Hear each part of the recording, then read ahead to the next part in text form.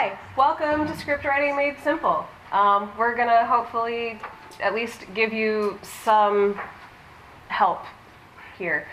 We've got a lot to go over today, but this session is going to arm you with the knowledge necessary to get started using scripts and kind of help you when you go back, if you're talking to people at your station or in your creative teams, if they're like, no, we've got it all in our head, we can totally do this, kind of quash those arguments against script writing, because they're very helpful tools here.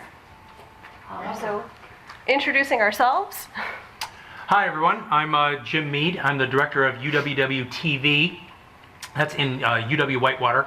I also lecture in the Department of Communications. I specialize in electronic media and broadcast print web journalism. I've been at UW-Whitewater for the last 13 years. I've been the director there for the last 8. And I really focus on a lot of practicum courses and media storytelling coursework that where the focus is on the script writing. It wasn't more than maybe 5-6 years ago that we redid the electronic media curriculum. Before that, the curriculum really didn't have a focus on script writing. There were script writing courses, but it was part of an elective, and so you could get through the electronic media major without even writing anything until your capstone class. And so that was just wrong. And so we revamped it to include different steps of tutorials in a 3-step process for electronic media, that's video and audio construction. But no matter what you specialized in, no matter what projects you did, you had to start with a script writing class. And we had a couple of different varieties. Some focused on copywriting, commercials, some focused on journalism and writing scripts and packages, and others focused just on media storytelling. One script's very similar to what we see with television pilots or programs or mini documentaries, things like that. So later on I'll show you some examples of some things that I brought all the way from when I was doing field work, even before I started teaching. I was in the field for about 15 years. And I brought a lot of those templates with me and still continue to use and teach those today. So part of my presentation is going to be listening to Heather too, because I'm really curious about a lot of the new software examples she's going to be giving today too. So a lot of different options heading that way. And I'm Heather Rigby. I'm the Outreach and Communications Coordinator for Valley Media Works, which is the nonprofit public access station up in Eau Claire. I've been with that organization for 5 years. My bachelor's degree, my major was creative writing with a minor in organizational communication, and I'm currently working on my master's degree in writing. I have previously done script writing for a pilot series for a children's program, and I also do freelance writing and editing.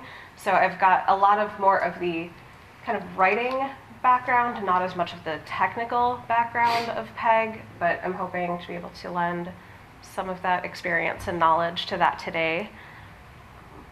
I don't have as much to say. So today's agenda, just kind of quickly, we're going to go over why scripts. How are they helpful? We're going to talk about the elements that go into the scripts, show you some examples, and also give you some templates to work from. We're going to talk about a lot of the software options that are out there, and you're going to have tips that are on the handout. We'll get you one later. And there's also going to be some workshop time and time for questions. Just so that you're aware, I actually am double booked this session, so around 10 o'clock I'm going to be dashing out for 10 minutes to another session to quickly talk about something else. So if you see me disappear, that's why I will be back.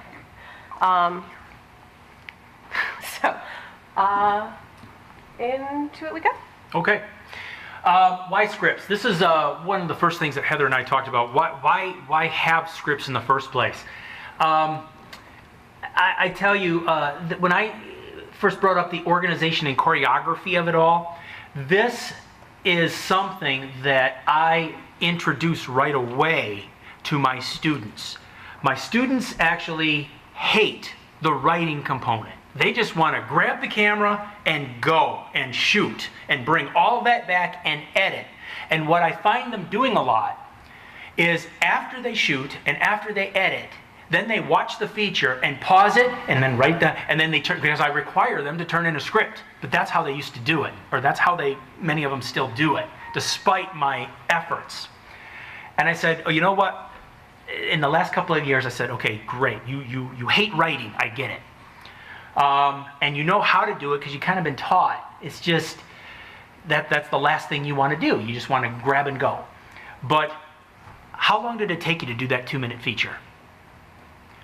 Oh, about 12 hours. I said, try it my way.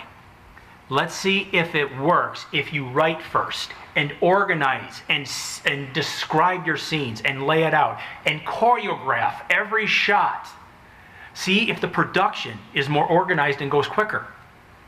See if it's just generally more efficient in post-production when you have the script in front of you. Now you can tweak it. You know, every script gets tweaked during the shooting phase and then again at the editing phase. But double check to see if my way works a little bit quicker. So now we're not talking about students who are introduced to the equipment. Okay, they know what they're doing with the equipment. So this is not a practice makes perfect thing with the equipment. How long did it take you to do video 2? The first one took you 12 hours. How long did it take you to do the second one? About 3.5. Write the script first, get everything organized, okay? And then work from your script. That is not only is it going to work, okay, more efficiently for them, their timing that they don't have, their students, they've got umpteen other classes, they've got deadlines with papers and things like that. They need to be more efficient with this. And they all agree that it worked. It's just they have to get what they call past the icky paperwork stage before they get to do the fun with the shooting and the post, which is what they really like. So that is why I approach the organization and choreography as the first thing to address with why scripts. Saving time, saving money. We already talked about the save time thing. I look into the money aspect as this too.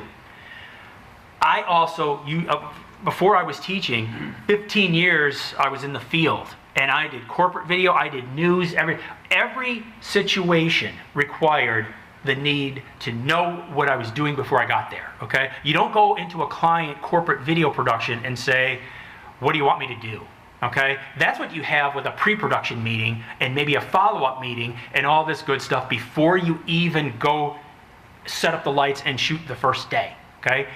And I'm gonna get to another important reason here in just a little bit, but if you get paid by the hour or by the day for a shoot, the client would very much appreciate that efficiency and that choreography. And so it's just grab and go.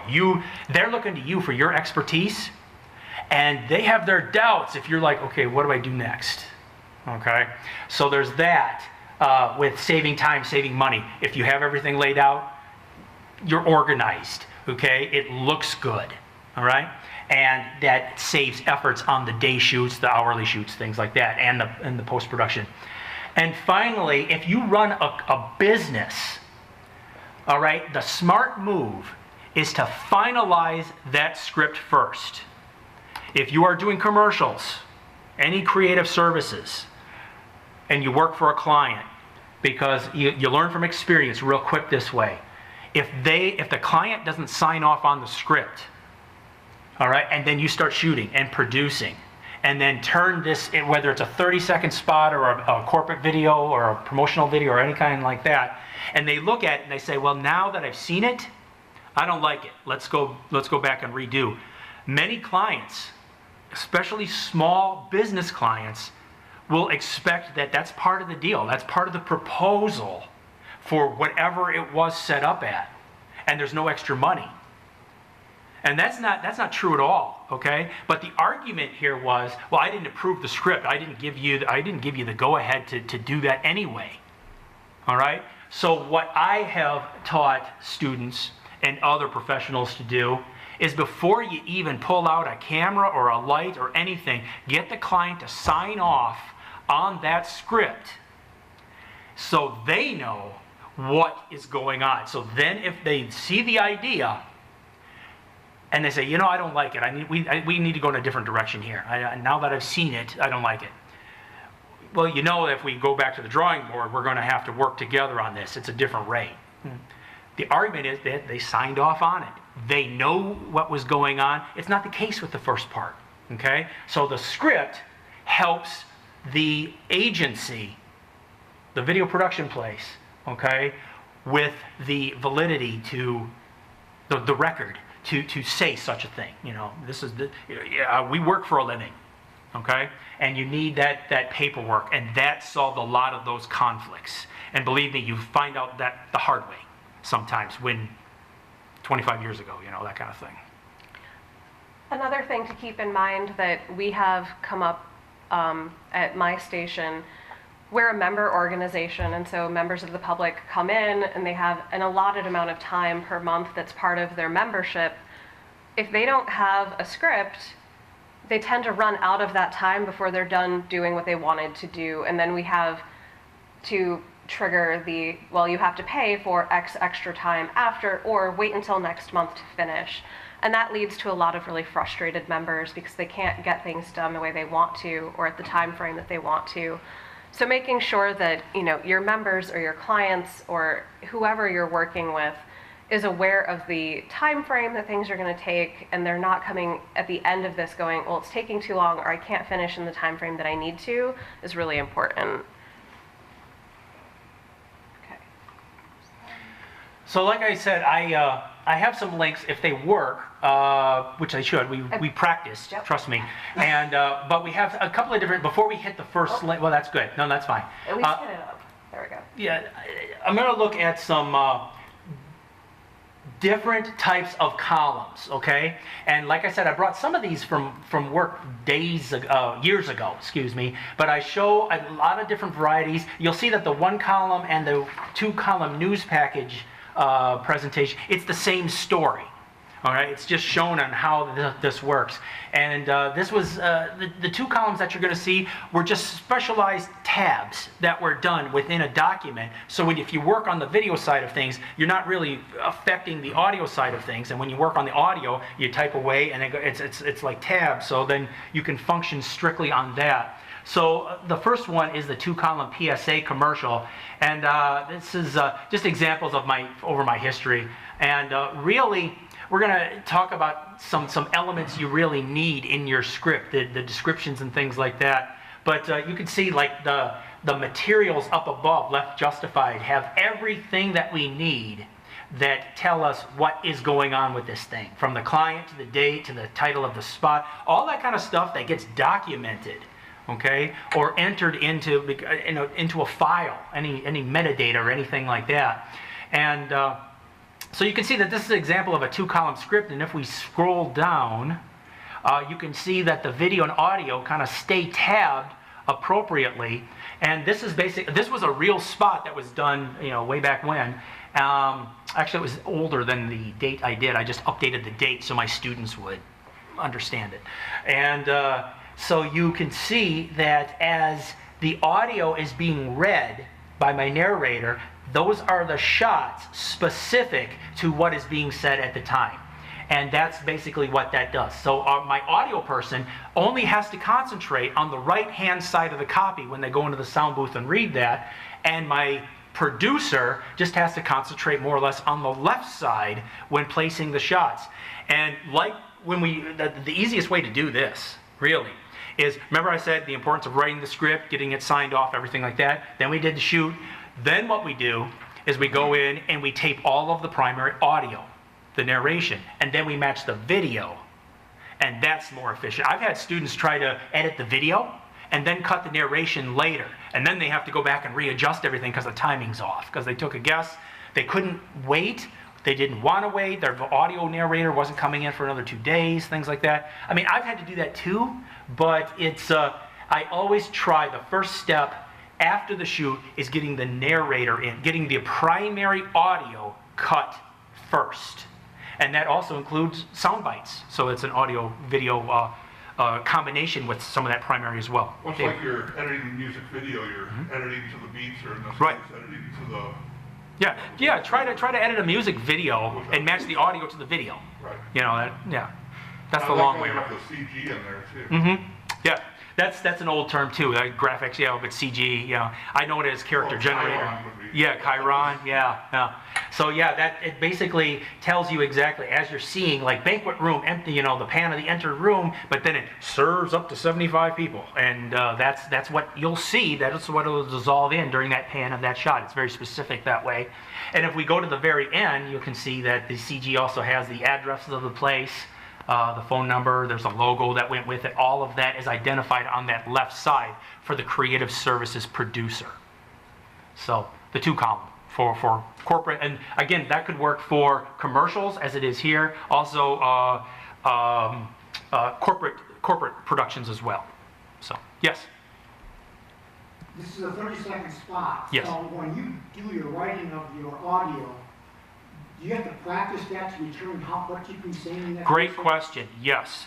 So how do you time it all out? Yeah, we did it the old-fashioned way. We set a stopwatch or a timer, and you read it out loud, not to yourself.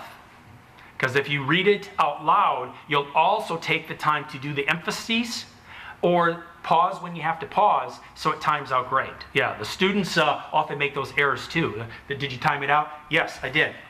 Okay, read it to me. Okay, it's 30. Okay, now read it out loud. It was 46 because it didn't read the same. Then is it common then that you have to readjust the audio wording? All the time. Yeah, it's frustrating. You want to get all this stuff in, and the client is really friendly that way too. I want to talk about this, I want to talk about this, I want to talk about this, and I want to talk about that. Okay, it's a 30, right? You have to come to that agreement. What can we take out? I've got 33 seconds here. And really, it's got to be like 28 because you got the fade up and fade down times and things too. Another good rule of thumb is that the average person speaks at the rate of about 150 words per minute. So if you know you need to fill 3 minutes, you're looking at 450 words roughly. And so you can kind of start there and then time yourself and see how you can condense or expand to fill your time. That's a fun trick to know. All right, are we done with this one? Yeah, thank you.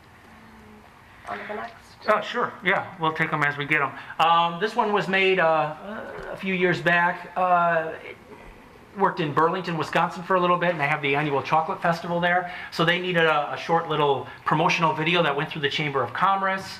And what we're basically looking at, all the 1-column scripts, and you're going to see this with the news too, is it often gets chaptered. There's not necessarily a CG that says introduction, it just fades up and you see a montage. And I've told students that I don't expect them to go from the scripts to be so detailed that they start with establishing shot, then it's a cut to another person celebrating, then another person watching a parade, then another person eating chocolate. I just say general montages video, I often will tell them, unless there's something specific, like an interviewer or some significant shot that changes the scene description to interrupt the audio. But I use the word montage a lot because it's some just random use of the same kinds of video shots over the years of a festival. And then you'll notice that in order to keep straight, and this is for the editor, this is for the narrator, you'll notice that the video scene descriptions are in parentheses or they're italics, same font. Sometimes I'll bold the narration stuff. You'll see that later with another example. But there's definitely a different look to that which is said, the narration. Since 1980, that's spoken versus what's being shown. And with the 1-column scripts, you'll also notice that even though, as we scroll down, the narrator will continue speaking. They will not literally take a pause all the time, but you do interrupt the audio if there is a significant change of pace. Okay? And as we scroll down, you'll see even an interview. And many times what we do is, if the interview has already been recorded. Now this is before the days of captioning. If the interview was recorded, the sound bites, we did not write those all out. It's just like the old news adage where you had the interview of the person, and we used the first 3 or 4 words, the last 3 or 4 words, ... that Mr. Brandon talked for 13 seconds total. That was his soundbite, and because our narrator didn't need that. Our narrator didn't, so that's why that as long as we had that bite, that was for that. We started writing these out about 3 years ago because we use the electronic scripts to copy and paste for our captioning now. So we do write out every soundbite as well. The next two, I'll be quick here with the, this is the same, video audio side for a commercial, or excuse me, a news package or story. And sometimes news documentation, we create it with a, I'll show you a template of something that shows up in a teleprompter a little bit later. But what we do is we also have students create scripts, either 1 column or 2 column, for their packages, the stories within the stories of the news shows. And then they turn in these later, and you can see that has its own slug, copywriter, total running time, video audio stuff, and it indicates, the student anchor lead-in, that's actually read by my anchor, because we always make the person who's doing the story give at least a 1-2 sentence student anchor lead-in, because the anchors don't know the story like the field producer does. So they have to write that part too, and indicate what that is. So this, by the way, is a made-up story, and what I use is I use this as, this is the correct version, I use this as an example. I mess it up, I have the wrong grammar, wrong spellings. I don't help with phonetics a lot with the messed up story, and you got to do phonetics in college, because nothing's more embarrassing than the students mispronouncing the name of the provost or the chancellor or something like that, because they don't always do the homework that they should do. So I make them understand each name. They have to do their research and everything, and in the script identify the correct pronunciation. Same story, it's just a 1 column. You're going to see the same thing. The student anchor lead-in is that video description. The narration here, that which is read, is in bold. And then you break it up with its identifiable marks as necessary. And then this is, I also work on projects too with students at the campus. So we did a little episode series. And so what you're basically looking at here is a media script for a television show. Could also work for movies, things like that, or short mini documentaries, films like that. But you have a time and place with your script, and usually you have the title, transparency by such and such person, but I'm going into scene 6. This is not the first page, it's not the cover page. But you can see that scene descriptions, very important. I make them really work with the scene descriptions and tell us what's going on over the course of that scene very early. And it's often something that you find in a paragraph form, and then you can then go on into your dialogue, your narration uninterrupted. But you'll notice how the scene descriptions, anything that's visual, is left justified while audio is centered. That's token media script writing that is actually taught in our film studies classes and our media storytelling classes at UWW.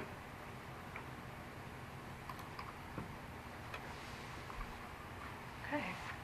Defining the elements. So then basically I tell them, this is what you need when you turn it in. This is what you're going to need to make life easy.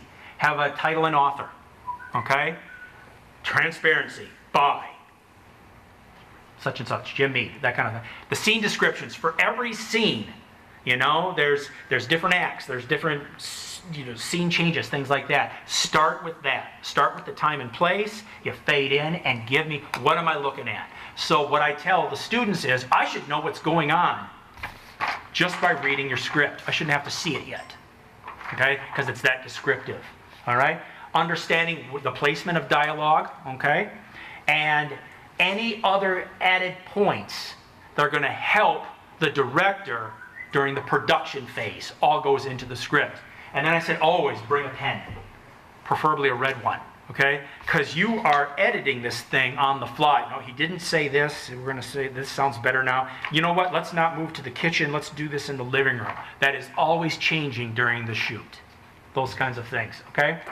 I used to use storyboards a lot, primarily with advertising. I don't use them as much as I used to anymore, and I found that the students don't, they like to draw the pictures and stuff like that, but I don't find them as beneficial with our studies as I used to. I think storyboards are something that I've kind of phased out probably in the last few years. If you want to add anything on the use of storyboards, sometimes it depends on who you are. We still use them pretty regularly, and we encourage all of our production assistants and volunteers and members to use them, just because sometimes while we do have a class that we teach them video basics and we go over what the terms are for different types of shots and how to move the shots, they don't necessarily have that terminology handy. They're not comfortable using it.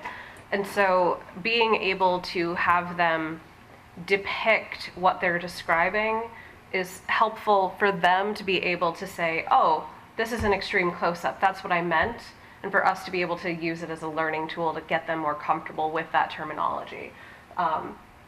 So sometimes, like, after you've done script writing for a while and you have all of that knowledge kind of banked, you can probably skip it, but it's really good for beginners to be able to have that visual element, just because not everybody learns the same way or even thinks the same way to be able to do these things. So the storyboard is a really good visual representation of what all of the words are telling you. Absolutely agree. There are some people that are more visual in the classes, and I'll take the storyboards instead of the scripts for their efforts too, if that's what they like. So the final thing I just put down about template-specific formatting. You saw the different versions or examples of scripts, okay? I tell the students, follow one of them that best suits the need. If it's a media storytelling, this is the script template that I would follow. If it's more of a corporate or commercial video or a mini documentary, choose between the 1 or 2 column, whichever you prefer. Here are I even give them copies of the formatting already done, so they don't have to reinvent things themselves. Many of them choose to actually reinvent, though. They either just don't take the time to download it, or they just go and they start typing and everything. And the formatting is just off. It's hard to determine what exactly they're trying to say here, or where's the scene description here, or something like, oh, I know what I'm looking for. Yeah, that's great, but I don't. So, I think it's very, very important to introduce these templates and use templates like this. I think you're more apt to use them if you know you're kind of set up and all you have to do is maybe move some words around. And we've already talked about the importance of scripts. So I really try to help them help me. Well, the idea is you can have a crew out in the field doing something, come back in and give it to an editor that doesn't know anything about it, and they assemble it. Just follow the instructions. Right. Absolutely. And for some people, if they're a one-person team, they're doing everything, maybe the script isn't as important, but still, I tend to be very absent-minded. Like, if it's not written down, I'm not going to remember it. If you stop me in the hall and you're like, hey, can you send me that thing? And I'll go, yes! And in that moment, I have every intention of doing it, but 10 minutes later, it has just left my brain, unless I had a notebook and I was like, send the thing. So for me, a script is very important to make it so that I don't forget anything. Like, if I had every intention of including this pivotal scene, and then I get to editing and it's not there, like, how did I forget that? It was so important. I didn't have it written down. And so I think for a lot of people, it's just nice to have that backup for yourself to keep everything going the way you want it. I don't know. Another sick feeling that I talk to the students about is, okay, if you don't have the script and you don't capture all the shots when you're there on the shoot, imagine what happens when you go to sit down to edit and you don't have this one key shot. Now you have to make a decision. Do you take the C, or do you pack everything back up and get everybody back into the same house with the same clothes and reset and shoot that second part again, or shoot that part you're missing? Okay? They hate to hear that. I have definitely had moments where we had a script and for whatever reason things got interrupted and we had to go back and shoot a second day instead of getting it all done on the one day, and the weather was just drastically different on the 2 days. And so trying to get, like, oh, we had this amazing shot on day 1 that cuts into this, but one is a bright sunny day and the other is a downpour, and so then we have to use maybe a slightly less good take from the rainy day to replace the sunny day part. So again, using that script to keep things organized. Hopefully you don't have interruptions, but you know, sometimes even with a script things go wrong, but they're gonna go wrong more often without one. Yeah, I've seen videos where students have gone back and done this because they want to get a good grade or whatever, but they forgot what they were wearing, like the sweatshirt, okay? I could have sworn I was wearing the gray sweatshirt with the purple writing, okay? But so they wear the purple one with the black writing for the second day instead. It was the other, they got it wrong, in other words. They go back in the post, in the establishing shot, it's the purple shirt, in the close-up, it's the gray one. And they're going back and forth. And some people don't actually even catch it. But, you know, it's pretty obvious to me sometimes. So I think it kind of, but you know what? You know who also does that? Professionals.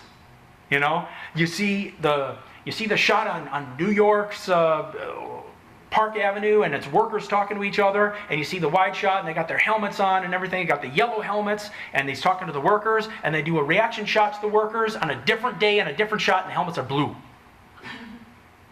So, yeah. And, you know, again, even with a script, the best plans can go awry. I'm sure most of you have seen the fallout recently of the left coffee cup in the Game of Thrones scene. So, you know, every once in a while, things still go wrong, but a script will help you minimize those. Although, you know, if Danny really needed a coffee, I guess that's fine. So we have some more templates. They're going to be blank versions of what we just showed you. And then the teleprompter script is a new one, but hopefully this works. Hey, it's working. Okay. That's just an example, you know, the video imagine your morning show or something like that. You know, you show the intro video and then the talent. Usually what we'll do is we'll actually say the name, you know, Dave Grumman, and then we'll know that that's the person who's going to talk first. He's talent number one. So we usually don't even say talent one, we'll say Dave, you know. And then it's good morning and welcome to this edition of Wake Up Lake Mills. Glad you could be with that. And then they kind of ad-lib, things like that. And basically this is what we copy and paste into our teleprompter. It's all left justified, there's no colors, no anything like that. And if you scroll down, everything is on the prompter.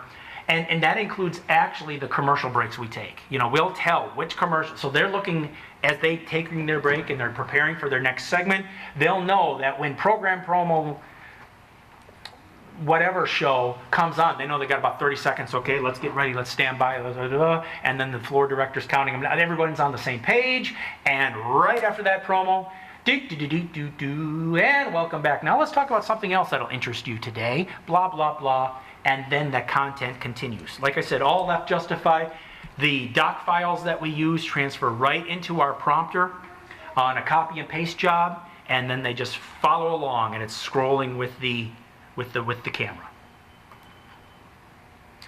These are just templates of the same stuff. You know, I took out Bucket's Pub and just threw in. So these templates are meant to be used by students, you guys, whoever, and it's just, like I said, already formatted. So I give it to them and I say, here, do this, okay? Use this, depending on whatever class or whatever it is. And so we have that. We have the one column template as well.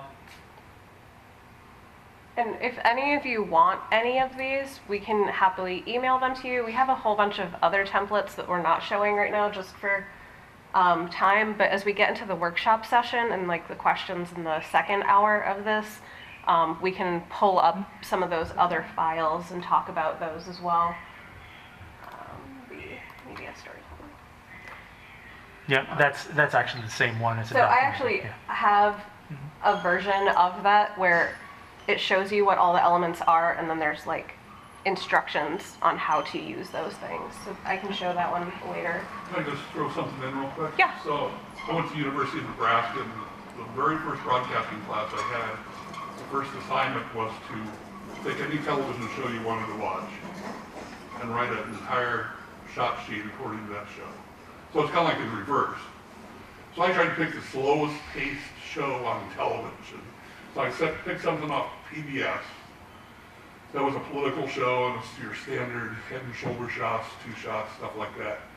And I thought, okay, I'll get this done real quick. Had the VCR, recorded it, and went back 100 times writing stuff down. It was like, I couldn't believe it. You know, if you just try that and write down for the first minute all the different changes, you know, music comes up, graphics, shot, you know, to establishing shots and another shot to someone else. Pretty soon, after a minute, you have all these different elements that normally you have to account for prior. So I think about a third of the class dropped out when they discovered that there's that much behind the show that you don't see.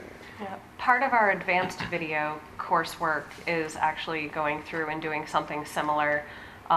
We assign homework where it's like, okay, even if it's just a YouTube video of like whatever your favorite YouTube personality is, they often will include different things. And so trying to show them, you know, all these parts that are in there and have them map out what is in that video is kind of eye-opening for a lot of our students. Has everyone seen the movie Citizen Kane?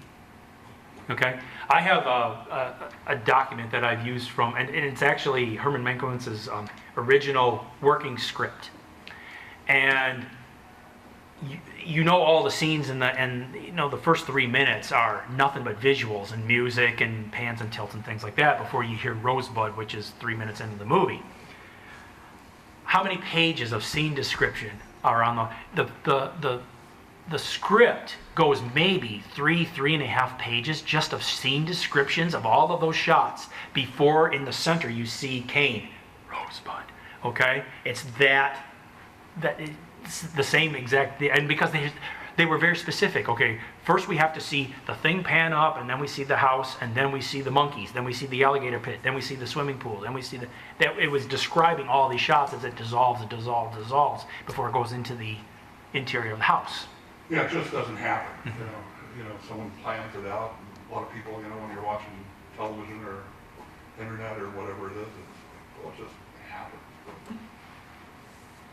All right, so I'm going to talk about a lot of the software pieces that are out there that can help you do this. So if you don't want to go into Word or Google Docs and actually try to figure out justifications and margins and all of that mess on your own, there is software out there. However, this is very much geared towards the traditional TV and film script, not so much the single and double column versions that we've talked a bit about.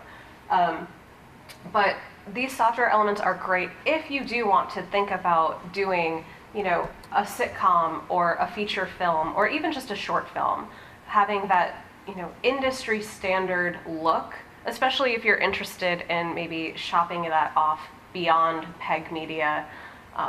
It can come in handy to have it in the format that the agent or reviewer is expecting to see it in.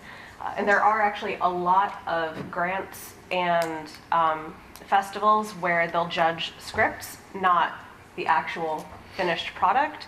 So again, having that industry standard format is helpful for you. And it automatically does it. You just tell it what element you're adding in, so if it's dialogue or scene description, and it justifies where it needs to on the screen. They're also really great for collaboration. So if you have a team of people who are working on a script, similar to Google Drive, where you could maybe have 3 people all looking at the document, if you don't want to deal with that formatting issue again, you can have 3 people all looking at it and have that auto formatting happening, having it shared very easily. The mobile accessibility is really nice. You can take it pretty much anywhere. A lot of these programs are using cloud-based storage. So if you don't have your laptop with you, you can grab your phone and pull up your script quickly. And then there's a lot of other functionality. So I'm gonna quickly go over like 5 options that are out there. They're not all the same, but there are a couple that give you a really full pre-production kind of suite of information. And so a couple of them will help you build your shooting schedule and your call sheets. They manage your props and your wardrobe concerns. So as you're going through your script, if you know you need a specific item, you can click it and label it as a prop or a wardrobe, and then add all this information into what essentially becomes your own personal built catalog. And you can say, oh, the wedding dress for this scene needs to be a size 12. and it's all there organized for you. And that's really helpful. And then some of them do have budget tools, so you can add in costs for things. So if you're concerned about how expensive your production is getting, you can keep an eye on that. But you can also look at how much time you've put in to see if you're staying on budget from your time perspective. So the 5 that I'm going to talk about are Final Draft, Celtics, Writer Duet, Studio Binder, and Drama Queen. There are dozens more out there. These 5 are not picked for any particular reason other than they're good at what they do. Final Draft is your industry standard.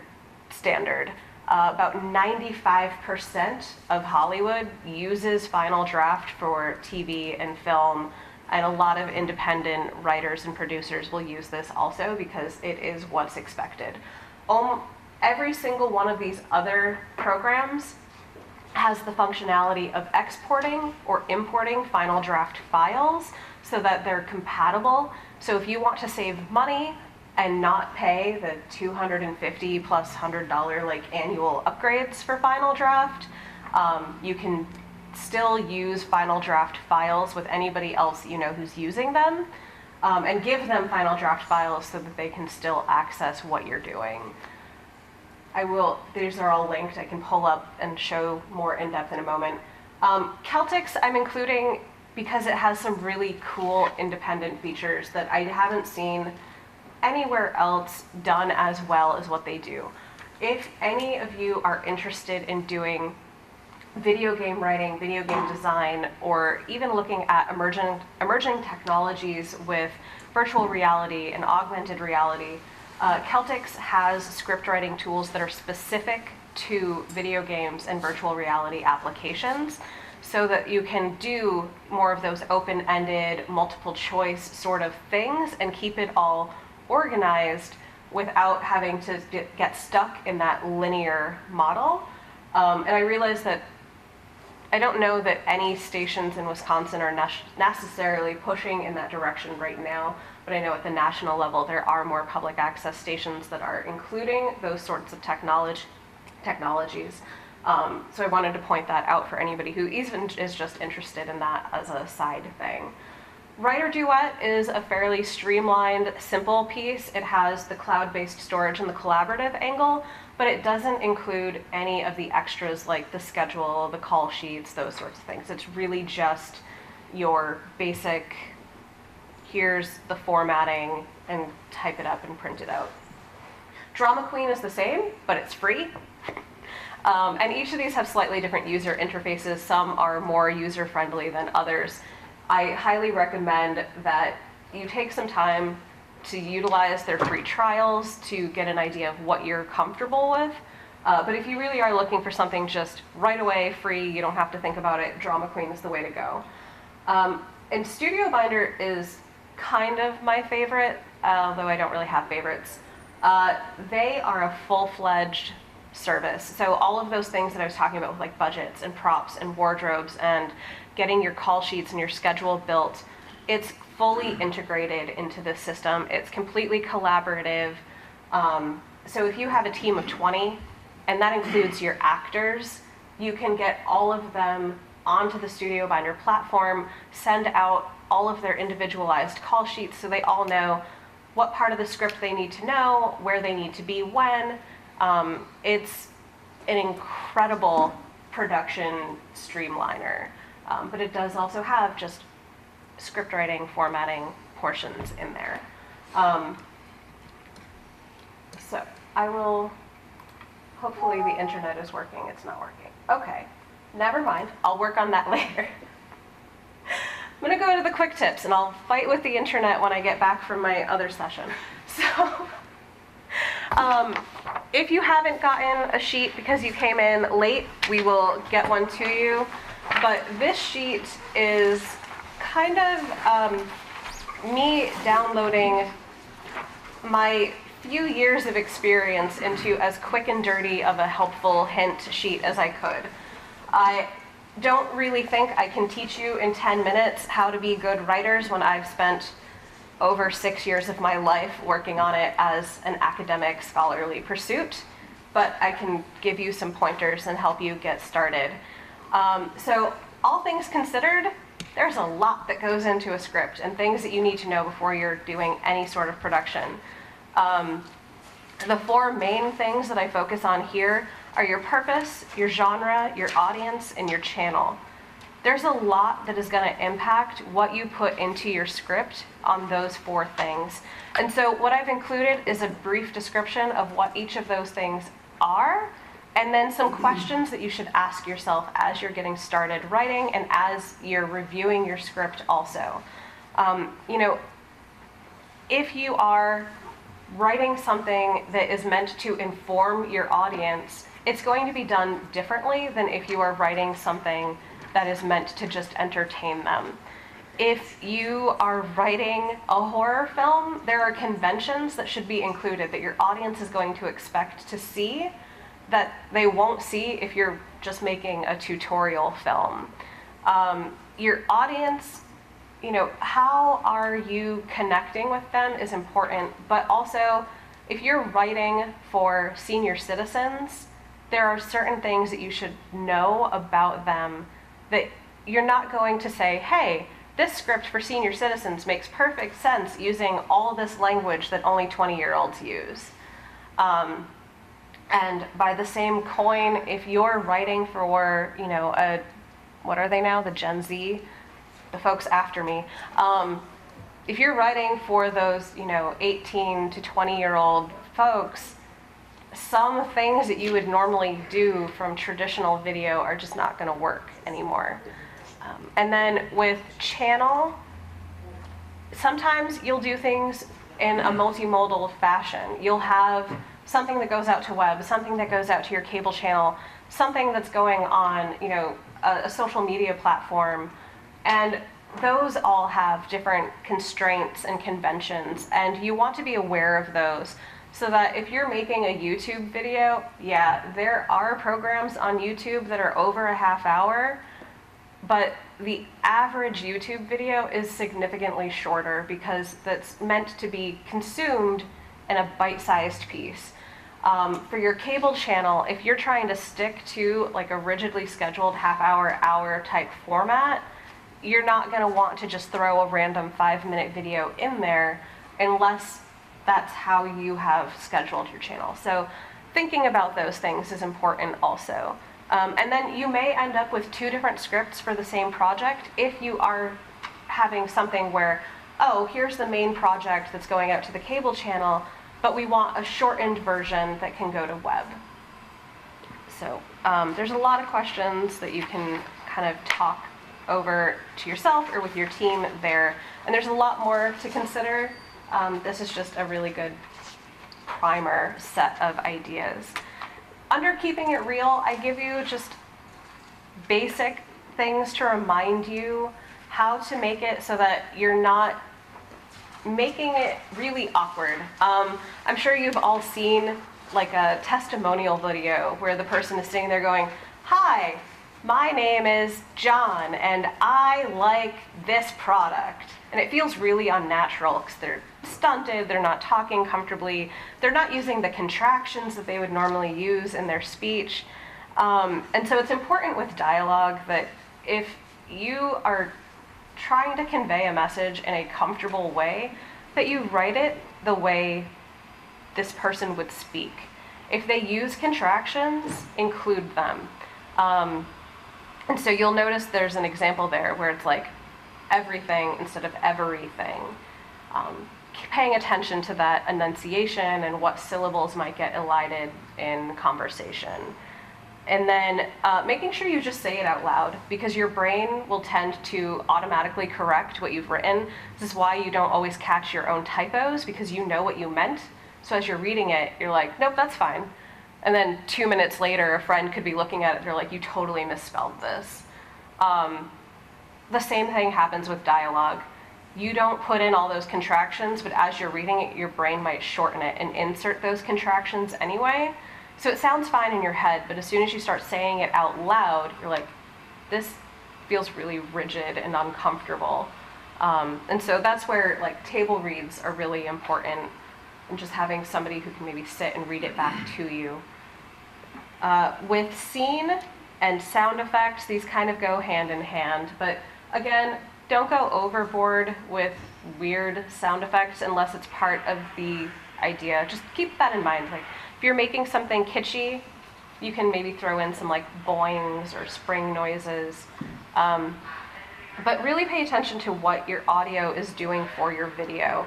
One of the most important things in any video actually is the audio component. If the video is shaky and weird and dark and you can't see it, but the audio is on point, people will keep watching it.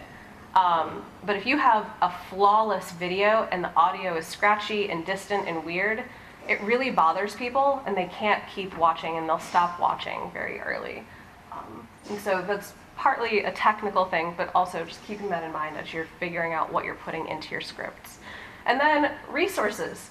In real estate, it's location. In writing, it's resources. So I have given you 10 fairly random starting points with no context. I highly encourage you to take some time and just explore all of these and think of how they can help you. And they are random enough to include Urban Dictionary. If you're trying to write something and you're not sure what slang means, please go find out what that slang means. But also, Info Please is similar to Wikipedia, and No Film School is going to give you information on types of shots and different types of breakdowns. And going back to the Studio Binder software quickly, they also have an incredible blog on their website that breaks down TV series and films. There's one recently that they broke down how to include the whip pans that were popular in that film recently that I can't think of because my brain is blanking on me. But they'll also break down different script elements, different things to keep in mind for audio. And so really taking a look at their blog, if you have any questions about how to do things, is going to be very helpful. And I am right on time to run over to the next session. So I will let Jim kick it. You guys can workshop. I will be right back. This is right on schedule for our 10 o'clock. Workshop time means this. This is when we had said in the opening, if you had brought your laptop, and that was also in there, if you wanted to get started with your own script, and while you have somebody here to kind of take your questions, look over your shoulder if you need it, there's that. If you didn't bring your laptop and you just want to Q&A me right now, we could do that as well. I've pretty much worked with every form up to this point in a young career, so I could probably give you my pieces of advice. The one thing I'll say is that Heather brought some resources, I brought some resources, and it's kind of like doing a resume. There's about 1,000 different ways to do this, all right? So just pick whichever works for you, all right? One thing that hasn't happened to me yet, I did learn a lot from Heather here, is I found it interesting that more students who have become so much into interactivity and social media, much more so than I ever have been. They've never experimented with script writing software or anything and said, Mr. Mead, instead of giving us these templates, have you ever tried working with this? I don't have an answer for that, except the fact that they don't like script writing, so they don't investigate that as much as they do some of the other fun stuff that they'll look all day for After Effects files and, do you know how to do this? I was like, well, yeah, that's interesting. I have templates, but you made one from scratch. It's pretty cool. They'll do that. They'll spend all day and figure out how to have the perfect sepia tone rip in so their video looks like old film style. But script writing templates, not so much. So I've been using the same ones that I brought into the industry or were introduced to me. So I found that what I saw me, I was taking notes on some of the software that she had recommended too. So with that, if you want to crack anything open or if you have any questions for me, Heather will be back in about maybe another 10-15 minutes, and then we'll keep moving from there. And if work time is in the Q&As starts to come to an end, I think there's some final thoughts, and she might even open up some more of those software examples if we can get the internet running. So with that, yeah? What would be your suggestion for live event coverage? Because that's the bulk of what I do. Sure. Actually, I go back to what I have tended to do, Dave, is I start with the teleprompter script. And because sometimes what we do with our live events is we will have a combination of the studio show and the game itself, and we put it all kind of in one script. So let's say if your pregame is part of the show, I mean, it's the intro video, and it's good evening and welcome to Perkins Stadium. We're live here overlooking, and in a few minutes we're going to get started for St. Norbert's versus UW-Whitewater in this first round playoff game. I'm Tyler Sherman along with Anne-Marie Lavarette, and Anne-Marie, let's talk about our and then that's ... What I always do is I script the openings, and I always script the closings when they transition to breaks. They need those. Okay, but then the students, we give them a skeleton list of points to talk about. And they are required before they go on the air to do, they meet as a sports team, and they have to make sure they, understand the phonetics for both home and away teams, understand the research and history that they have to do with the coaches. We contact a lot of SIDs from other conferences and schools, depending on the game, and that's what their brain is full of that, and it triggers now here we're going to talk about the coaches. We're going to talk about last year's matchup. We're going to talk about, what happened last week, and then we're going to take a break, and that is written in the script. Okay, and that's all, because if that's used in a studio show for a prompter, then it's there and they read that. If it's not, they have their scripts with their clipboards. They'll have their clipboards right there, and if they're standing or sitting, they've got their notes right then and there. And what we also put in the scripts for the directors is, okay, Tyler has to read that first part. Tyler has to read that second. So we cut away to the establishing shot, so when he does read, if he's in the booth, and we're going to take a break, and when we come back, there'll be more on this is the Warhawk pregame show on UWW-TV. Well, we're looking at a different, he is reading that. I want him to read this specifically, want him to read that, and they need that. If they don't have that establishment of how to start it and how to end it when they transition, they're fumbling all over the place. What do we do? It's like, hi. Game time. Glad you could be with us. And so when you type all that out, you kind of get them rolling, and you ... Okay, and go. So I typically use the same teleprompter script, even when there's no pregame show or something. We just go right to the event in the field. It's the teleprompter script that is utilized best. So, and that's it's the scene descriptions and everything are in there too. So because the director needs them. Same script for everybody. And it's the same one down to the breaks and everything, in 30 seconds you got to get back on the air because this is the last spot. And it tells the director after that spot, fade up to camera 2, dissolve to camera 4, which is the announcers after Tyler reads. And welcome back to Warhawk, Perkins Stadium, things like, Not quite as elaborate, it'll be one camera. Yeah. It's, you really appreciate someone that's really good on camera, sort of on camera talent, because then it's natural, but even if you get someone, they get in the part where they just can't read that one sentence or right. line, and you kind of change it on the fly. Sure. So sometimes I just kind of list of questions and a general outline where I'll say, okay, this is the main point. I want you to get in the first, like 3 sentences. Sure. Introduce yourself, tell people where you're at and what we're doing, and always shoot cutaways because you're never going to get it all in one sure. take. Yeah, sure. We emphasize the ad-lib just like you do. Okay, the only stuff that's in the prompter or on the script that we make them read is the intro and outro. So, and you can tell, they read so well. Because they're practicing and everything like that. And Anne-Marie, I'm glad you could be with us today. Let's get started. Let's talk about the teams that are being that are playing today. Let's talk about Whitewater. You can tell when they're ad-libbing because they're thinking about it and they're stumbling a little bit. And when they're reading, it's just do. They're cooking. That happens. But I don't tell, okay, read these questions word for word. I just give them topic points, probably just like what you do. Okay. But you'd be surprised, I mean, I just saw this a couple weeks ago on one of the Milwaukee broadcast stations where Bartolotta passed away, Yes. the chef. Mm-hmm. Well, the anchor is called Chief Bartolotta. Managed to correct it herself, right?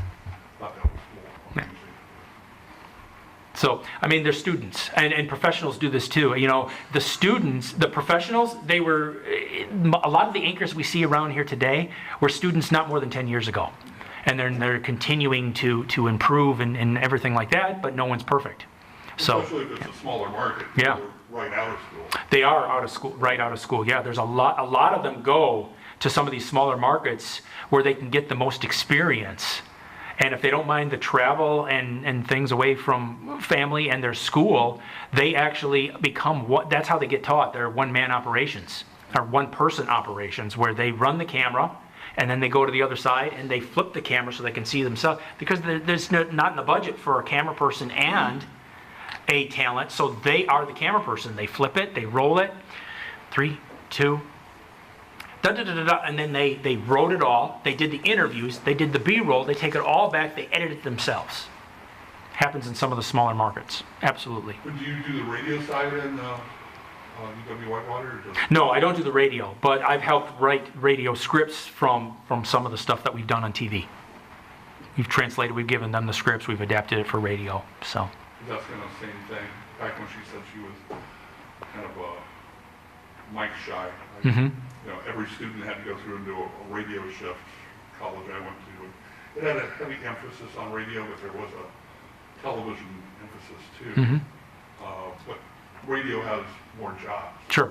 You know, but I was always in that microphone right there, and you freeze up. So. It made me think when she was talking about, or no, you're the one who brought up analyzing a show, breaking it down, and writing the script for it. I had to do the same thing, but I had to do it for a newscast. And I did, I'm going to date myself, I did Dan Rather back in 1988. And I did like the evening newscast that night on CBS. And what I learned from it is that how often the packages made a world newscast that night. You know, Dan Rather was on TV for about 3.5 minutes total. Because he did the anchor lead-ins that you see on the scripts. You know. When I was going through classes at this time, and the Challenger blew up. Yeah. And I asked my professor, I said, you know, all the Omaha stations led with the story, you know, right out the bat. The Challenger blew up, the explosion, you saw the video replay of it, what, 10,000 times? But the Lincoln station, which, you know, the anchors have been the same since 1942, you know, it's one of those stations. And they led with their usual story, the weather, farm market report, and then something else, and 13 minutes into the program was, oh, by the way, the Challenger blew up today. And I said, well, what's the deal with that? And the professor said, well, you know, what's their audience? You know, what is it, the MDA, their market, you know, Mm-hmm. Advertising market or whatever. It was all western Nebraska. So you're talking about all farmers. So they said the farmers want the weather and the market reports, and everything else can wait until later. I wonder how big if the Challenger didn't do it, how big would the story have to be to break precedent for that network? But it was, you know, and this I mean, was back in... it's 1963, right? Okay, we'll get to the news in Dallas, Texas, but first let's look at your weather. Right. You know. And this was late 80s.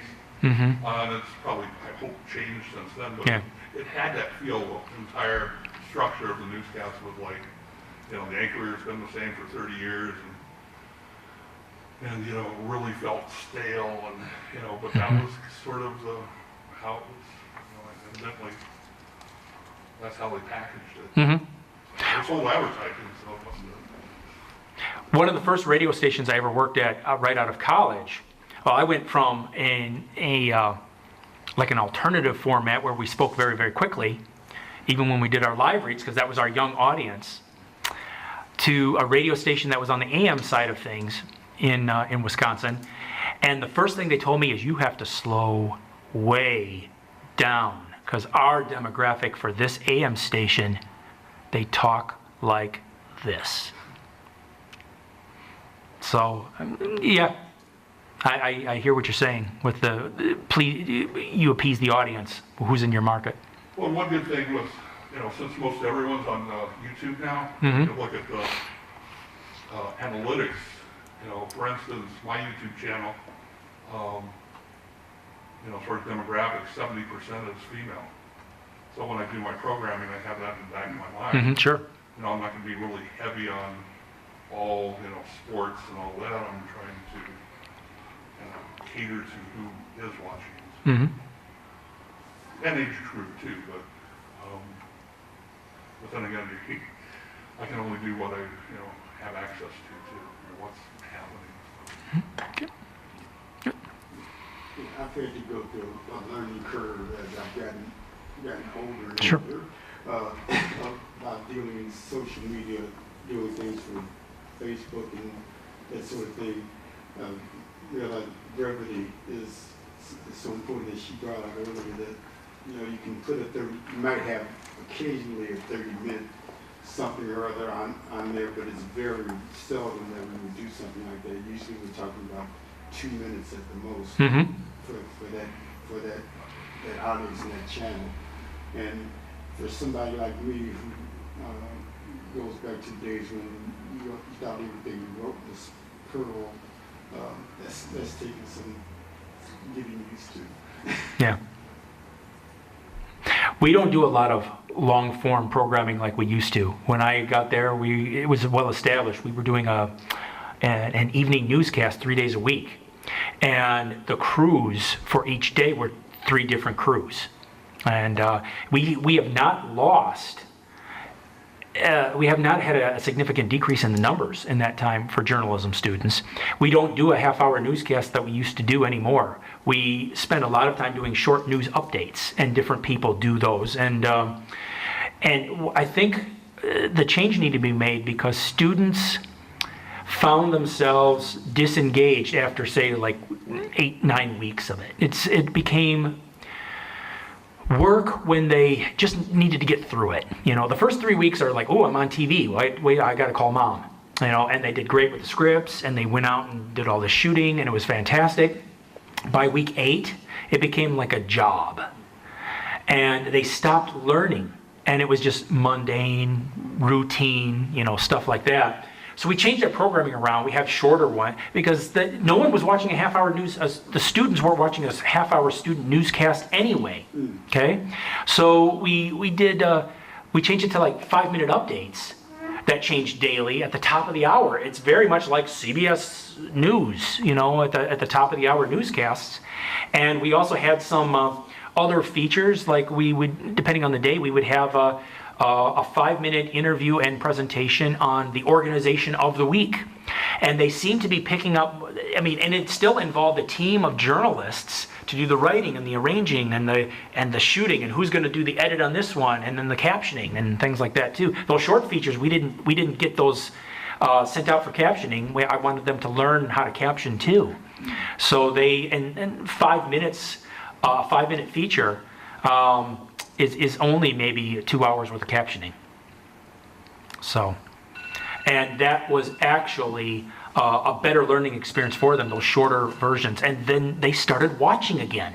They weren't committed to the half hour anymore. So, yeah, I've learned that. In my day, we used to watch TV shows, and one season had anywhere from 25 to 30 episodes per season. Now it's 13. So, hi. Hi. Do you have any templates for interview programs for writing scripts? I really struggle. I have a monthly interview show. Yep. And we struggle. We're deciding between 15 and 30 minutes. I do have an idea of the questions I want to ask. Sure. But I want to be fluid in case I want to follow up on somebody. So I don't want to be static. I want to start out with an interesting question we always run out of time, probably because people tend to answer too long. Yeah, of course. Good yet at covering them, interrupting them. Mm-hmm. But I want it to be an interesting show that people want to watch. Mm-hmm. So to what extent, how specific should you get for an interview show in your pre-writing and planning? The interview shows that we do in the studio or in the field are basically the same thing as the teleprompter scripts that we use for sports. I tell the people, the students who are doing the interviews or those programs, again, start with an intro that you read specific. An outro if you tend to if you take a break halfway through or something like that, write that stuff down. And then what we call your skeleton list of questions goes in like dash, okay, this one, and that's usually an icebreaker or something like that. Then this one, then this one, then this one, then this one. And then what we teach them to do is listen, all right? Because you might have to deviate from that list of questions. And I don't tell them how to ask it. Well, I mean, in the teachings, yes, but I'm not in the teleprompter. And then if you're listening, you have your list if you need it. But if you need a follow-up, or if the answer didn't come complete, where more information is requested, then deviate from the list and go on your own, because you can always go back to it. So it is. We set it up the same way as the teleprompter, because the studio show might be you might require the teleprompters, and then it just scrolls, and okay, now she's at this question. Let's hold here for now until she's ready to move on, and then scroll up and scroll. Okay, let's wrap her up, and because it's time for a break, and then we scroll up to that part. Okay, thank you very much. We're going to take a break, and when we come back, it's stay tuned. Those kinds of things. So yeah, it's the same type of script. And imagine if we're out in the field and doing an interview. If it's a long interview like a program, yeah, we'll follow the same thing. We do have a field prompter if we need it, but many times it's the clipboard, and they just start that way. So I think you wanted to follow. You ever meet with guests in advance and discuss, like, these are the things I want to go over with you? We do. But sometimes that will help flush out something. Let's see if I can fight with the intro. Sure. It was just working before anybody walked in here too. Yeah, it was. Yeah, go ahead if you want to, because I think we're just talking right now, questions and things. So. Speaking of interviews, I really wanted to get into news when I was kind of finishing college. Mm-hmm. But what kind of drew me away from that and actually landing in PEG was back when there's someone nominated for the Supreme Court, that it came out where in college he smoked marijuana. So that was big national news, which I can understand, at that time, probably late 80s. Except for Lincoln, Nebraska. Nebraska. Mm-hmm. Well, Nebraska is kind of different. Yeah. You go into that later. But, so, I certainly understand it on a national level, why that's a story. Mm-hmm. That was Judge Ginsburg, which I don't know if you remember. Yeah, that. sure. But every local reporter went up to every politician they could find, stick a microphone in their face and said, have you ever smoked marijuana? To me, that wasn't a question that was justified. Just because it was a national story, all of a sudden you're hopping on the bandwagon, just like when Columbine happened, then all you had was a rush of local stories about, what's happening in the local area. We talk in our seminar too about the how do you feel question, okay, and when it's appropriate to ask that. Do you ask it if, do you go to the door of the widow that lost her husband in a drunk driving accident and say, how you doing, how you feel about, that? When it seems like it's part of the job. I'm glad it's not a job that I have to do, where you talk to the parents of a child who was killed or in a drive-by shooting or something like that too. And can you tell me a little bit about them? How do you feel? How do you feel? How do you feel about this tragic event? How do you think I feel? Okay. So, but I know it gets asked. I've never found it to be appropriate myself, but I understand it happens. And it's just part of the job. So. Okay, so I finally got the internet to cooperate again. So I can quickly just show you some of these software tools that are out there. Drama Queen, like I said, it's free, lifetime, when it updates. You're not having to pay for those updates. But it is also fairly simple. Where is somewhere. It claims to have all these features. Again, I highly recommend just spending some time looking at all of these to see which ones work for you.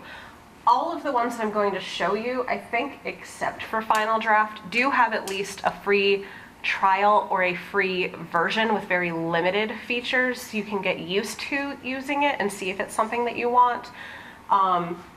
And all of them have some form of student, nonprofit, or government educational sort of discount. So you can talk with their customer service if you're looking at the price and you're just going, there's no way we can afford this. There are discounts available. In fact, the Writer Duet people were really open about discussing that with me. So I can at least say that all of them are open to the discussion of reducing cost for PEG professionals, because we kind of exist in this educational nonprofit bubble. Drama Queen also has their drama wiki, and so there's a lot of stuff you can see over here.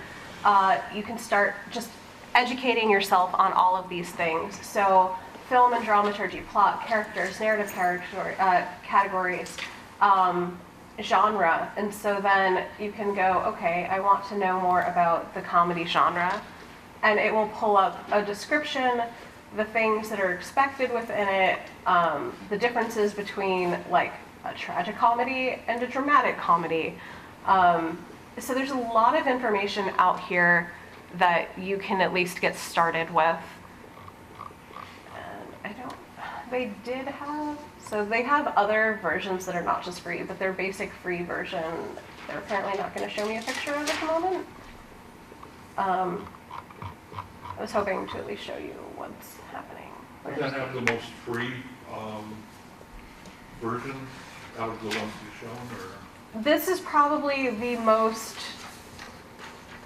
there's another one out there that is like free called Trelby, but it's no longer being supported. So it works, but there has not been any support done for it in quite a while. And last I used it, it pretty much only worked in the Trelby file type. So it wasn't as collaborative as it could have been. That's Trelby. But Drama Queen is a pretty good one if we're just using it free to do your basic script writing. Writer Duet is another one that's going to be fairly straightforward, simple, just getting you cloud-based, collaborative with people, getting your formatting in industry standard format. You can see here, they show that you can use it on multiple types of devices. So if you are the type of person who's going to be working on this on a plane, you know, doing it on your phone or a tablet is possible if you're not just stuck at your desk all the time. Do they have a teleprompter template? I don't believe so.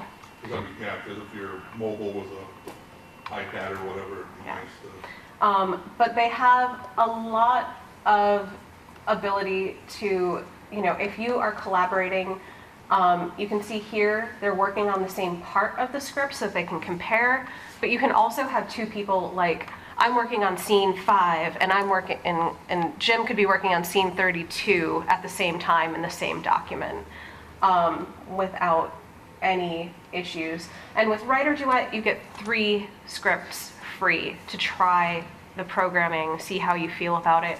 And you know, that price is one of the better prices of all of them that are out there. If you want to pay for more functionality, if you really like the programming, and their students and teachers half-price discount does apply to nonprofits and government agencies if you talk with their customer service. So, you know, that comes out to about $45 a year, which is pretty reasonable as far as this goes. Yeah. Now that you're showing like the digital forms of this, is that becoming more normal to have like iPads on set or like in the field with all the scripts on it and stuff like that, or there's still a lot of paper scripts You know, being handed out? I think there's still a lot of paper scripts going out just because they have the ability to just quickly like scribble in changes and notes. If like the director makes a call on the fly, like, actually, I didn't like it with you doing that facial expression, try it this way, they can add that in. But there are some tablets that make it really easy to take your stylus and scribble that note into.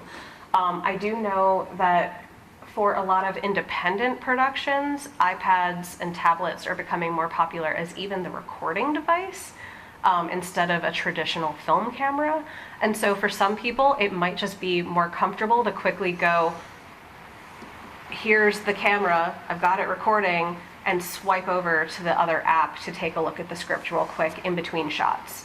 So that does add some layer of utilitarianism to your production.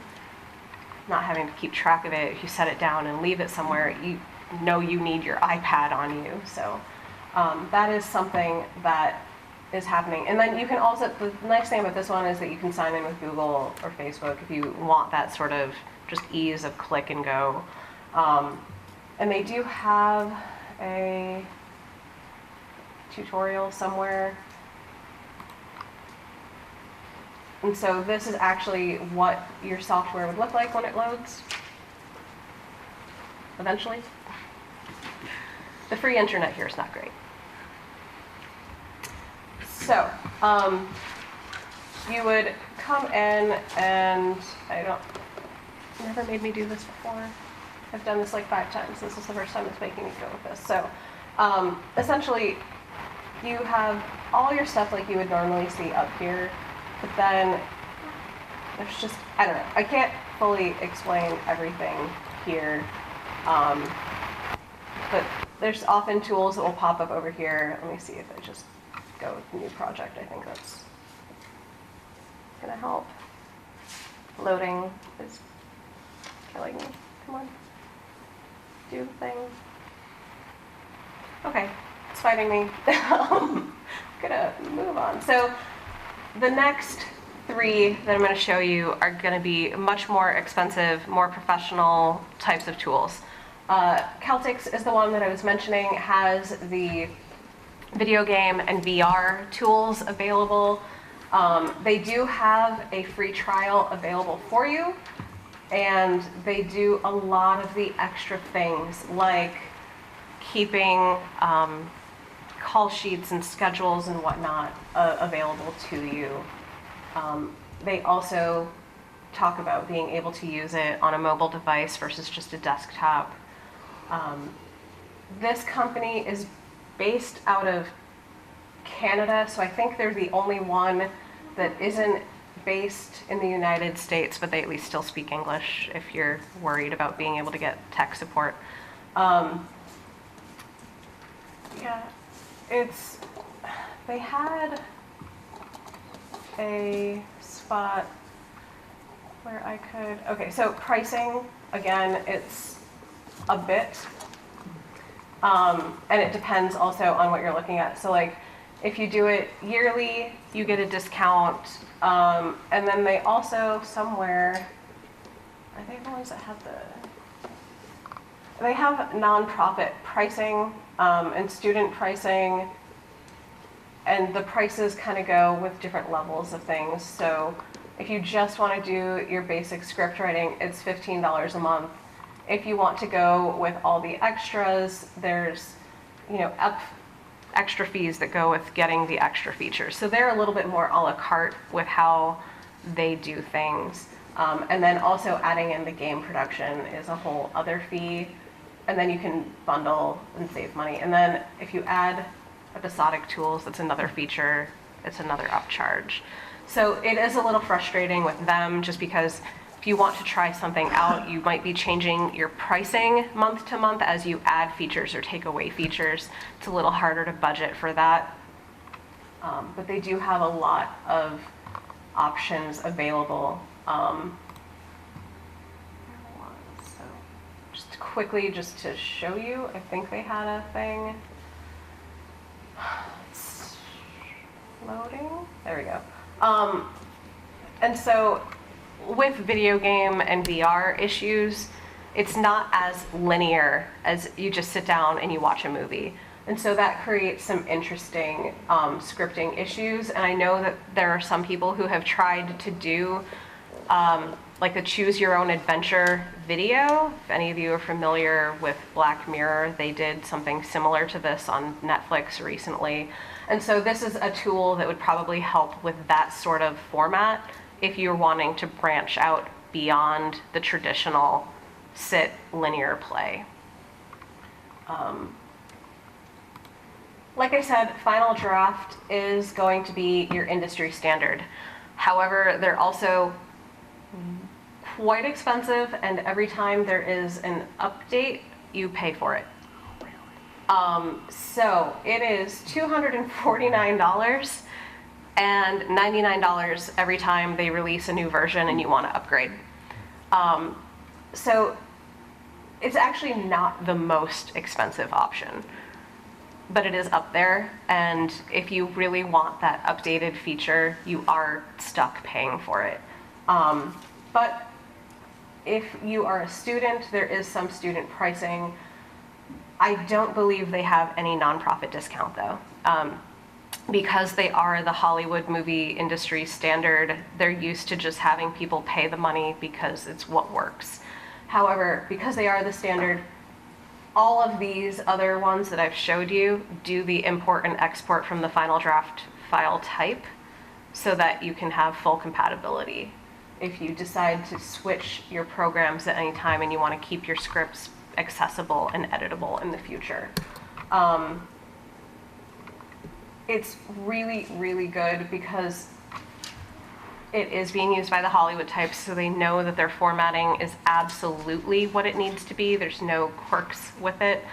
So if that's something that you're concerned about, I recommend going that way just because you know you're getting exactly what, I don't know, I think like, I'm getting things mixed up a bit, but here are the groups that use it.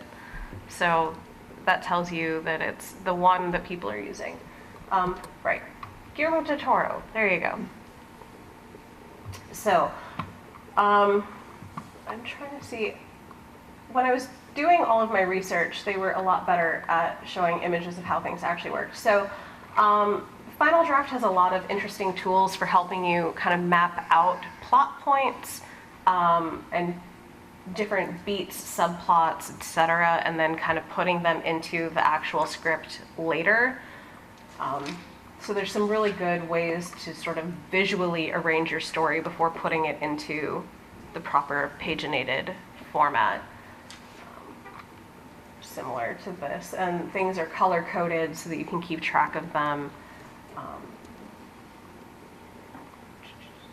They included a couple of new features recently. Where is the, okay.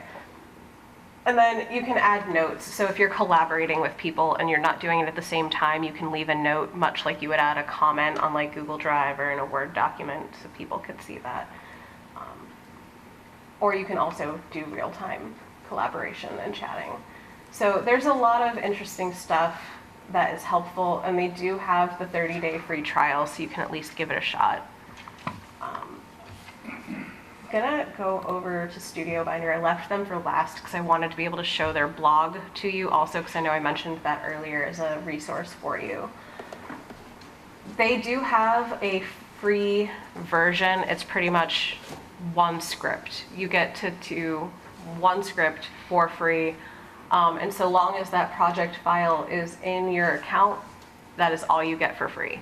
If you completely delete that project, you can then add a second project, but it's one script at a time. And you really are not getting any of the extra features. You're really just getting that formatting tool. But they have a lot of very interesting extra pieces. So like I said, the call sheets, the shot lists and the storyboards are very helpful if you don't want to hand draw them. The schedules, contact lists, so literally every person who would be involved, you can create different contact lists, manage all of their phone numbers and email addresses. You can send them their call sheets by email and verify that they got it. So when you email it to them, they have to say, confirm, I will be at this location to film that day. And so you can keep track of your entire production from pretty much start to shoot.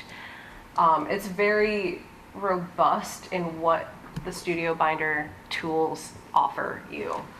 And they're not paying me to tell you this, I'm just really impressed with what they do. And then the calendars and the files, you can upload, like, if there's a piece of art that somebody references and you want to make sure that your actor knows what it is, you can upload like an image to say, here's the art that we're talking about, so they see it.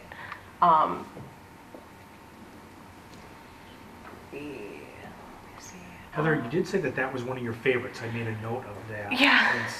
It's, those accessories. It's just really, so here's an example of the call sheet that it generates for you. There's a couple of different templates that you can choose from based on what you would want to do. And so this comes back to what we were talking about, staying organized, making sure you're saving time and money in your production. It breaks it down with your locations. You can then add that in, and if you're leaving it digital by looking at it on your phone, it connects into Google Maps, and so that if your person is like, I don't know where I'm going, they get automatic directions through this to get you where they're going. Like, this is everybody's personal assistant, essentially. It gives you the time, the place, the scenes that you're doing. You'll notice over there your producer and your director information. It even integrates with the weather to let you know what the weather is going to be that day, which is really cool, because if it's supposed to be like a rainy day, you can at least know that you need to grab an umbrella to get in between your car and where you're shooting. And so it gives you a ton of information that's really helpful. And then your schedule, it tells you what time, what scene, what is happening in there, what other cast members are involved. And that way, you know, if you actually shot a film in the order that the scenes showed up in your script, that would take forever. You don't actually do that. You shoot them in the order that makes sense, and then you piece them together in editing. So this helps you schedule all of that out so that it's done in the most time-efficient manner for you. This isn't just for Hollywood, because... No, and this is something that, like, I actually, like I said, it's my favorite, and I'm not even using it because I can't afford it. My station would benefit from it incredibly, because we do, like I said, we do member productions, but we also do video for clients. So other nonprofits in our community, we make their promo video, their tutorials, those sorts of things. And unfortunately, one of my coworkers really loves going off script or not having a script at all. And projects that, you know, should have been done in a week will hit that 3-week mark, and the other nonprofit is sitting there going, where's my video? We're like, well, we gave it to the wrong person. That's a personal thing, sorry. I have some other outside issues there. But this is the sort of thing that, like, if I could integrate this in my station, I would be so happy, because then I would always have the information that I needed to give anybody who asked. Is this available in the free version, this call sheet? Some of the features are not, and it does tell me somewhere. I forget what is, and it was, like, the call sheets, I think, are part of the free, but, like, you can't do the props and wardrobes and the cataloging and, like, all the other really cool stuff. And the collaborative features are reduced significantly in the free version. But there's a lot of, it tracks all of the things that you've sent to. So, like, you can see here, if you've sent out your call sheets, who opened them, if it bounced, you know, if they've confirmed that they're going to be there.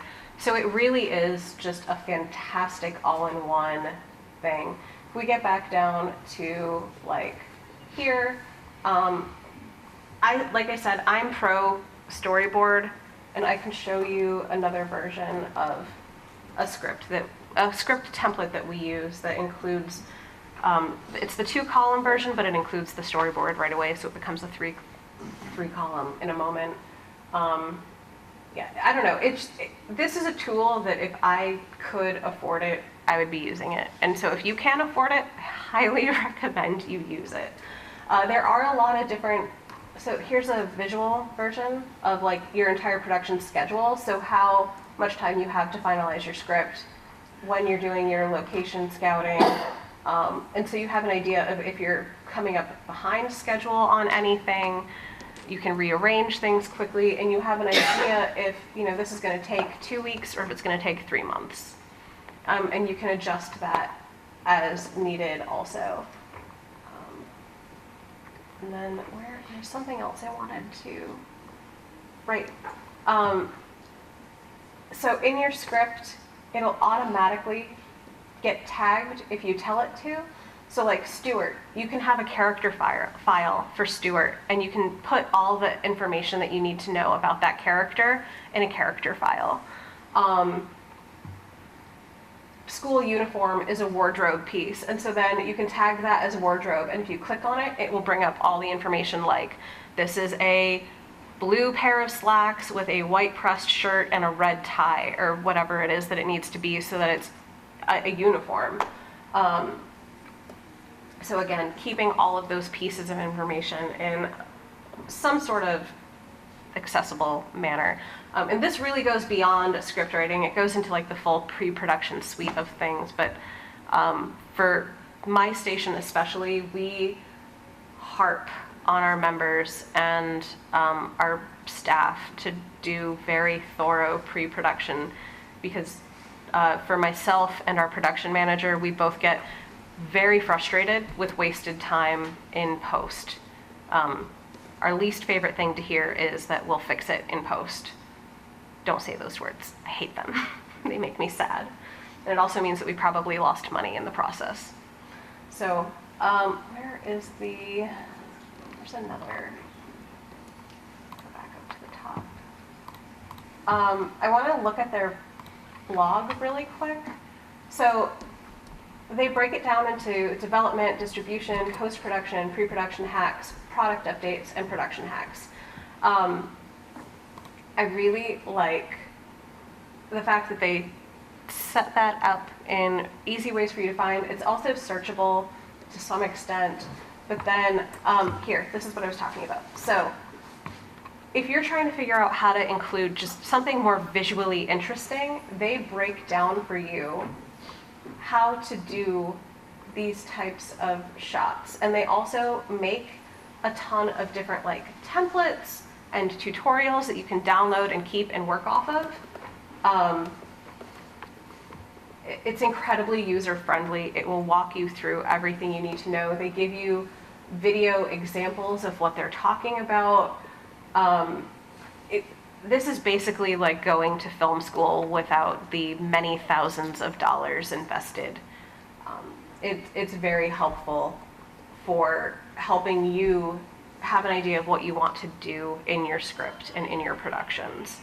So I highly recommend utilizing all of their blog resources for The blog's anything. free, I'm assuming. The blog is completely free, and you can sign up for a newsletter. So like every couple of days, you'll just get an email with whatever their latest blog post is, and you can just, on your own time, just go, oh, that sounds interesting. I'm gonna take a look at that. But if you don't want the email spam, you know, just go to it when you have some time and you want to search for a specific topic, and that's something that they do. Yeah, so like La La Land is the film title that I couldn't think of. And then going back up. Oh my god. What the fuck? Okay.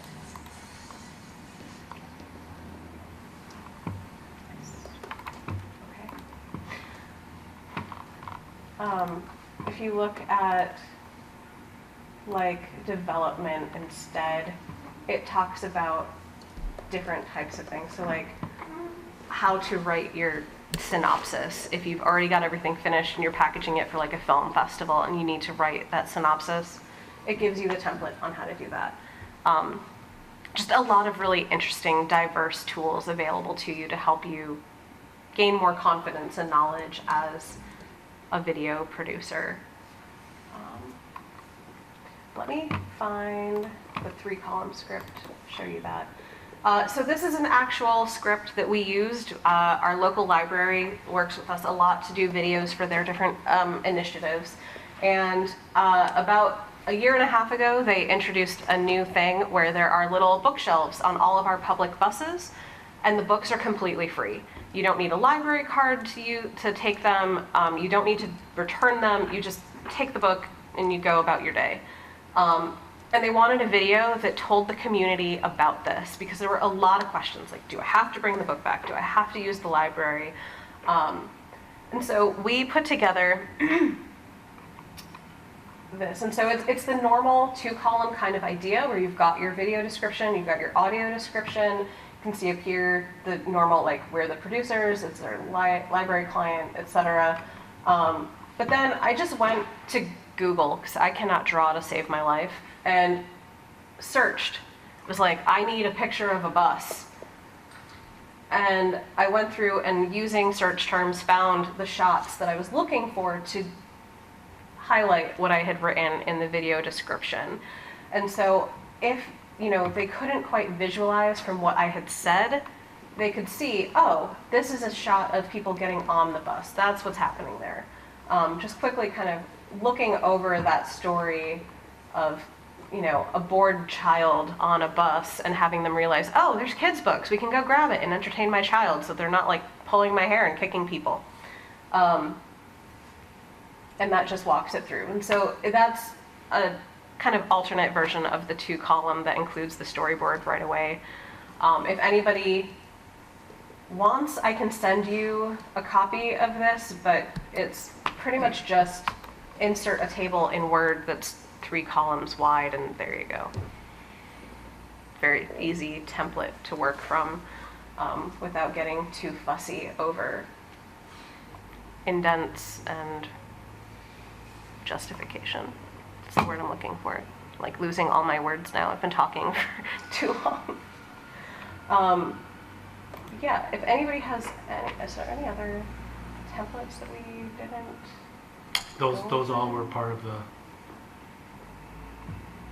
Where's the? Ooh. Will your PowerPoint be uploaded to MediaFire after the conference?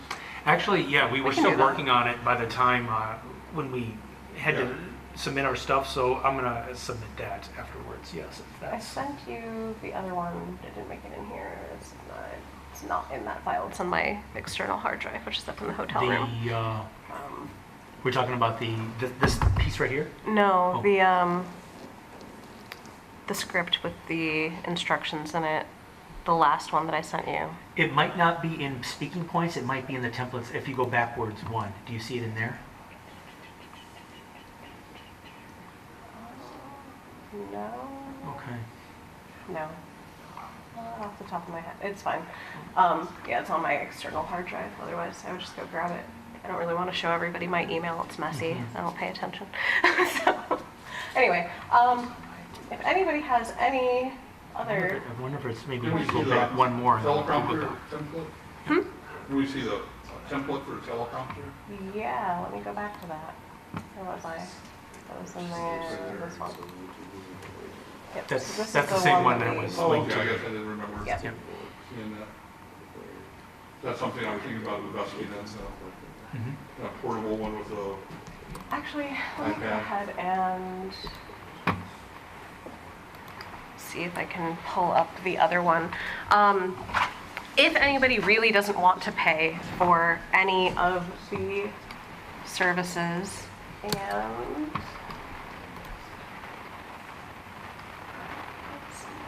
I haven't even checked my email this morning. There's probably something really terrible in here.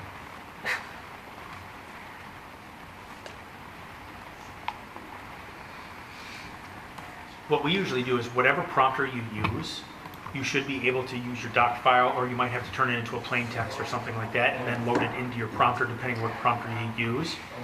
The other thing that we can do is I think there's a free prompter. There's got to be free prompters out there. One of them I know for sure is called QPrompter, CUEprompter.com. And then you open that up and you have your little settings. It's pretty basic for a free one. And then you can type away in there, or you insert, you do a copy on your document and paste it into that window.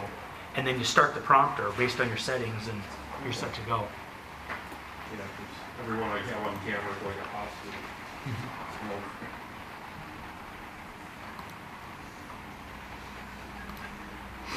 That one. Oh my god. Aha! No, that's not it. That's the other thing. Where's the one that I want? If I miss one, I apologize. No, I'm just having, it's fighting with me. That's not what I wanted. There was one note that came from the floor earlier that I was going to comment on real quick, and let's stop as soon as you get it ready. But yeah, we use a lot of electronic scripts, and I talked about how we caption a lot. So we actually use more electronic. That electronic version for the script is more useful than our paper, but we still print out copies for everybody. We don't staple them or anything. We have the one pass, with the one-page printout and everything like that. Because, yeah, we also have a field prompter, and it's run through an iPad. But computers go to sleep. Computers shut down. Computers give you trouble. Computers have... So, and sometimes during a live broadcast, yeah, the computer goes, and the students freeze. All right? So, yeah, the paper is always available, no matter how great the technology has changed in the last few years. Okay, finally got it. Took a minute. All right, so this is something that will help with if you just want to do it in Word, and this is based off of a children's show script that I've written. So I just used it and quickly threw in the instructions to help give you an idea of how to do this on your own for free in Word or Google Docs.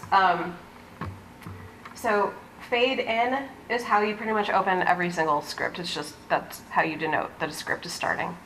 It's pretty standard there. If you are doing something that's like bookended, like you're doing a promotional piece or a government meeting, and it would normally have like a tag piece at the front or at the end, but you don't want to put that into your script, you can just say run open, and that should be denoted in your production notes to whoever is editing this, that that's where that needs to go. Those things are aligned left. If you are then saying like, okay, we're cutting, we're going to the next scene or whatever it is, those kind of editing notes will get aligned right. And then in here, this is what sets you up as a scene, and you have a number on both the left and the right, so you can quickly, as you're paging through, see where your scene number is. So scene 1, interior or exterior, tells you where you are filming, and then a description of where that is. So interior, Tim's living room, afternoon, daytime. You can add day, morning, night, whatever. Then you get your scene description. And so the room is cozy and bright. Tim walks through the front door. Clattering of pots and pans can be heard faintly. He smiles and sets down his bag. So this is left aligned. Characters, these are nitpicky things that often will get picked up in your formatting software. But the first time you introduce a character, they're capitalized in scene description. After that, they're not. It's just the first time. Anything that is a sound effect is capitalized. So clattering, that's why that's all caps. And again, this is where like the software is just nice because you don't have to think about these like little pieces of information. But then in the center, you get your dialogue. And so Tim, all caps. Right below it is kind of information about how the actor should be saying it. So loudly in the direction of the kitchen. And then the words that the actor says. So boots, I'm home. He hangs up his jacket and rolls up the sleeves of his shirt before addressing the camera. Tim, continued. You add continued if it's the same person talking that's been interrupted by scene description. If it's not scene description, you just leave that off. Again, another nitpicky thing that you don't have to think about. But I can send anybody who wants this cheat sheet so that they can kind of keep those things in mind. So then, hi there, make yourself at home. It sounds like Boots is playing in the kitchen. I wonder what he's up to.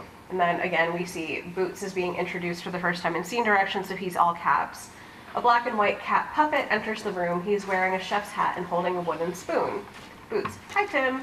And then Tim, it looks like you're ready to open a restaurant. And then obviously there would be more, but I wanted to keep it to one page of just quick tips for everybody. So this is something that will be made available, and there's a lot of other resources out there that will give you more information on the specifics of margins and like how far of an indent to use on some of these things if you're really concerned about it. But I wanted to make this available to folks if they had no interest in trying to use a software solution. So. We have about 5 minutes, so last call for questions. So out of all the software options that you talked about, like what are you using right now, or which one is your station? Or what have you used the most? Microsoft, okay. That and the 3-column. Pretty much everything I write, I do in traditional format because I come from a writing background, not a production background. Our production manager almost exclusively uses the 2 and 3 column. He has familiarity with this. He's done film production for like 20 years, so he knows what this is. But just for the quick stuff that we do in office that is, promo videos for ourselves or for others, he likes the 3-column. I tend to go this route just because it keeps me sharp on the rules and because I tend to do a lot more freelance work, so.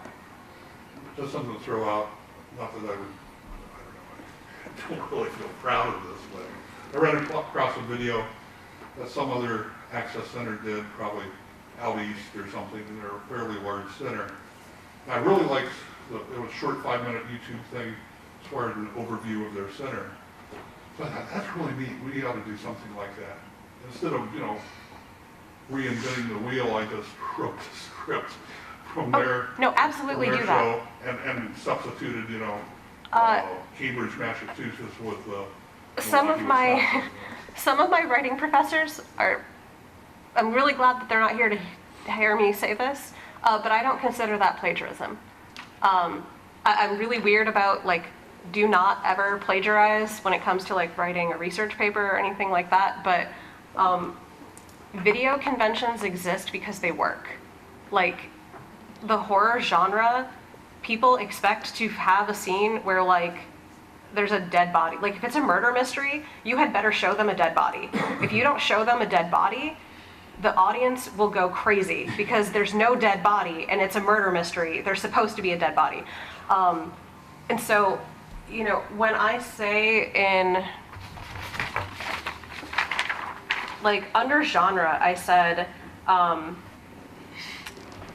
are there conventions of this style you should be aware of, such as expected camera angles, lighting styles, obligatory plot elements? That's because they need to be there. And so if another station has done something where you're this promo is perfect, it's gonna look like a promo video, because promo videos follow a very certain sort of framework. It doesn't matter if it's a promo video for a restaurant or a promo video for a PEG station. They're promo videos. There's not a ton of different stuff you can do with it, and there's things that you have to include. So, and much like the advice that people give writers all the time, the best writers are good readers. They read a lot, they read often, they read a variety of things. If you want to write good scripts and make good videos, watch a lot of videos, watch a variety of them, and get an idea of what other people are doing. Absolutely. See something you like, copy it. I even used the same shots, and, well, we kind of mixed it up, but at least had a format Dave, you're to go using by. it as inspiration. You're No, doing your own work. If it works for you, it works for you. Yeah. Yeah. I mean, That's the way I look at it too. You were flattered. I mean, not everybody can be David Lynch, but you can definitely watch David Lynch and take some clues from him. So, there we go. Anything else? If anybody wants to leave an email address, I know we're going to try and get it out to Yeah, MediaFire, we have a but- final page too with our email But yeah. addresses on it. Oh so. yeah, we do. Haha, So I can if you write want that to down. email us, you can do that. Ta-da! Yes, sir. So I work a second job outside pay, and my boss is usually our talent, but he doesn't like using a script. Could you suggest a conversation I could have with him? He thinks it's too scripted to have a script, but So certain things like testimonials don't need to be scripted. You can include like insert testimonial. And so I think it's good to have him maybe talk with you beforehand about what he wants to say, practice it naturally a few times, just so that he knows what it's going to be without reading it off a script. But there should be some process beforehand where he at least has gone over what he's going to say. Even if he doesn't say it exactly the same way at that time, he at least is getting the right message through at that time. That's more of a public speaking kind of tip, but if you're preparing a speech, anybody who's going up and just reading off of their speech paper is clearly not prepared, so it tends to come off rigid. There's a lot of like outside tips that kind of come into the video umbrella, but And if everyone can fill out their